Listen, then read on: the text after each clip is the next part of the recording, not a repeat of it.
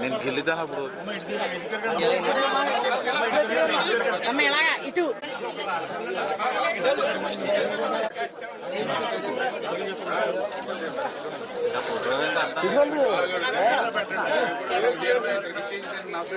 చూడగా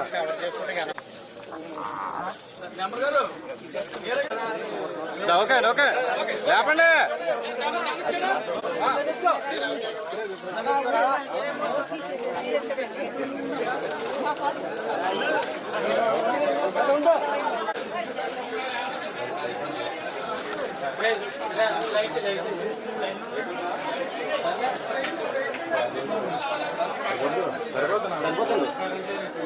సరిపోతుంది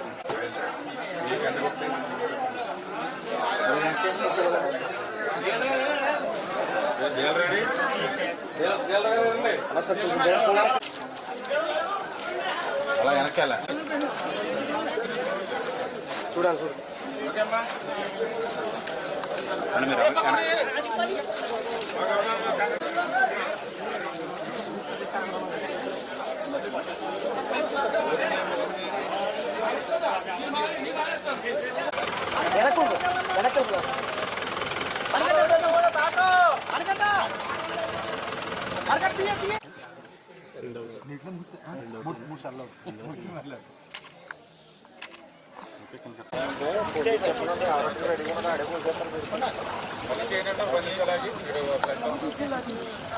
నడిచిడు కదా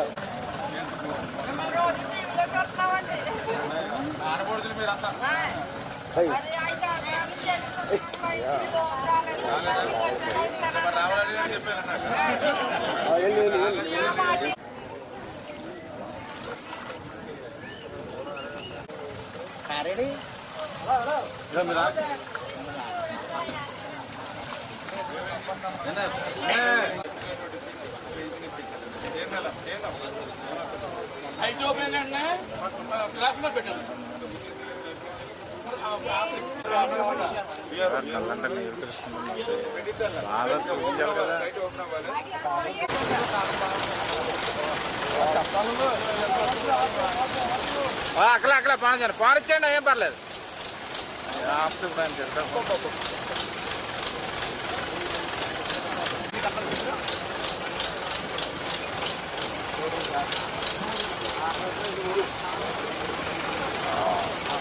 వైఎస్ఆర్సీపీ ప్రభుత్వంలో ఒక పక్క వరదలు ముంచెత్తినా కూడా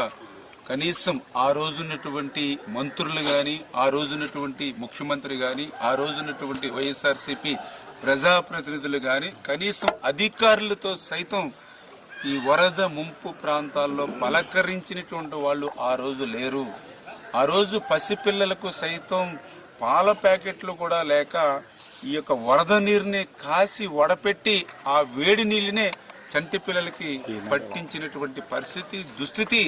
గత వైఎస్ఆర్సీపీ పాలనలో మేము చూసాం. కానీ ఈరోజు తెలుగుదేశం జనసేన బీజేపీ ఎన్డీఏ ప్రభుత్వం వచ్చిన తర్వాత వేళ వరద మా గడపకి తాకక ముందే ఈ యొక్క ఎన్డీఏ ప్రభుత్వం సహాయం మా గడపలోకి వస్తూ ఉన్నాయి. ఆ 25 కేజీల బియ్యం, కందిపప్పు, ఆయిల్ ప్యాకెట్, ఉల్లిపాయలు, ఆలుగడ్డ ఇవన్నీ కూడా మా ఇంటికి చేరుతూ ఉన్నాయి మేము అడగక ముందే అని ఎంతో సంతోషాన్ని సంతృప్తిని ఈవేళ వరద బాధితులు వ్యక్తం చేస్తున్నటువంటి పరిస్థితి. జనసేన బీజేపీ ప్రభుత్వాన్ని ప్రజలు ఏ రకంగా అయితే ఆశీర్వదించారో ఆ రకంగా కృష్ణమ్మ తల్లి కూడా ఈ యొక్క ఎన్డీఏ ప్రభుత్వాన్ని ఆశీర్వదించినట్టుగా ఉన్నటువంటి పరిస్థితి. అందుకే గత సంవత్సరం నుంచి అంత ముందు సంవత్సరం కూడా నిండనటువంటి శ్రీశైలం డ్యాము మరి ఈరోజు దాని కెపాసిటీ 215 టీఎంసీలు అయితే ఈరోజు ఆల్రెడీ 203 టీఎంసీల వరకు కూడా నీటి నిండినటువంటి పరిస్థితుల్లో ఏదైతే దానికి 5 స్పిల్వే గేట్లు కూడా ఈరోజు ఓపెన్ చేసి